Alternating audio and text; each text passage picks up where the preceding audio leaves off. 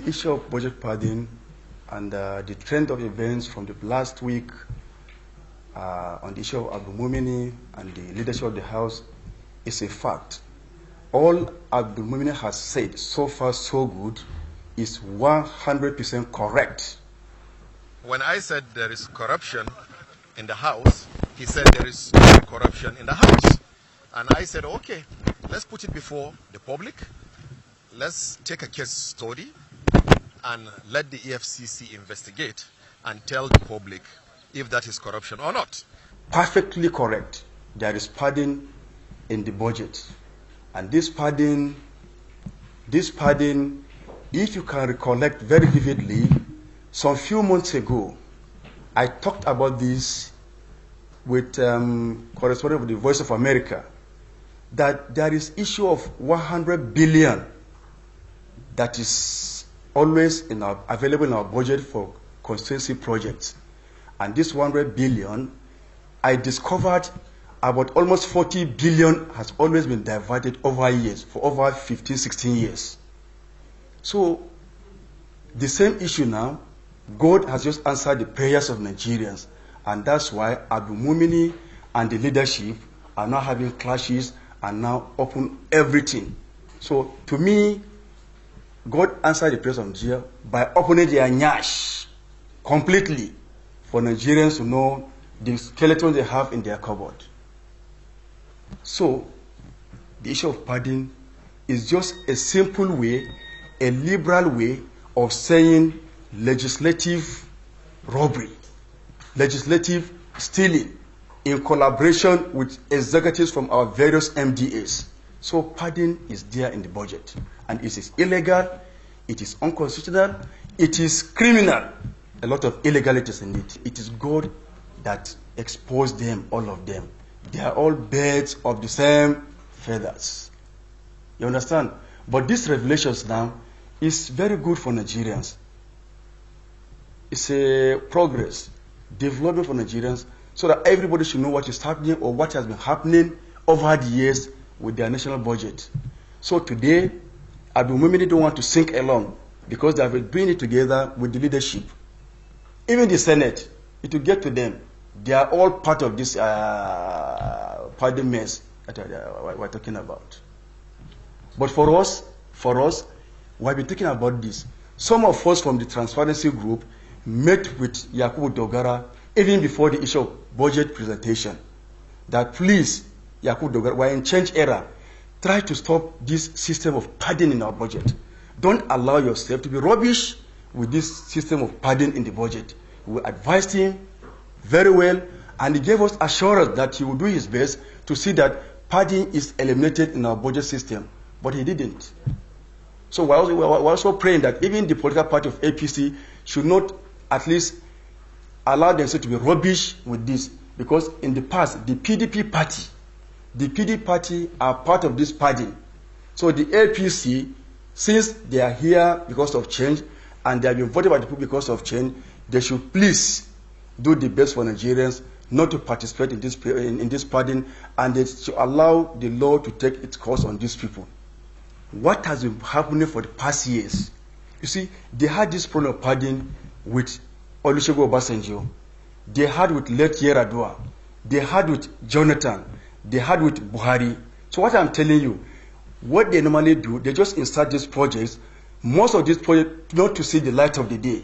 They will just connive, collaborate with the MDAs and contractors and siphon this money into their pockets. For instance, you can put 10 projects in your constituency, right?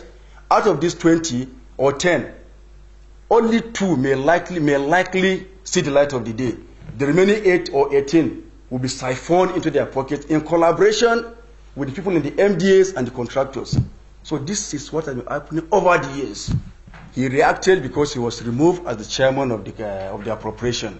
But even at that, he was not only because of that, because he didn't support the immunity process that the National Assembly leadership had announced seeking for. Which one do you want to?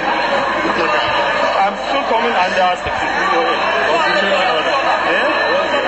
Don't mind.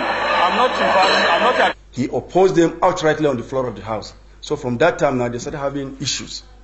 As a result of that, he was removed. And when he was removed, he said he should also bounce back because he have all their details. What Speaker says is untrue. What the spokesman of the House, and what is his name, Namdas, said, it's not a fact, it's a lie.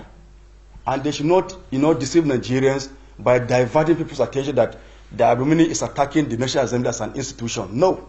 His issue is the leadership, because they are the people, they are the main culprits in this issue of party.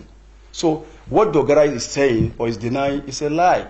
And that's why Abdul-Muni stood his ground that he can go to hell. I don't support Abdul-Muni. I'm supporting Nigerians. I'm neither with Abdul-Muni, neither with the Dogara group. What we're saying, we should fight for Nigerians. And this is the right time for Nigerians to rise up, wake up, and fight this issue of pardon in the National Assembly. If we don't do it now, we'll never get it right. So we are neither with any of them, neither with Dogara nor with Abdul-Muni.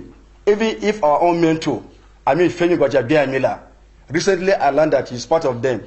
If he's found wanting, because we want the government to set committee to look into the investigate any individual, irrespective of his class or position in this National Assembly, let the law take its course. You can make some corrections in the budget, insertions in the budget, plus or minus in the budget. You understand? But you don't make plus or minus to satisfy your own selfish interest, to divert monies, using the National Assembly as immunity to do whatever you like. So there is nothing like pardon in the National Assembly, in the Constitution of Nigeria. It is unconstitutional, illegal, unparliamentarian. Because how can you divert funds? For instance, some of them siphon over billions, 2, 3, 4 billions to their constituencies. If you want us to follow this thing very well and analyze them, 70 or 80% of this money will never see the light of the day. It will be siphoned into private pockets.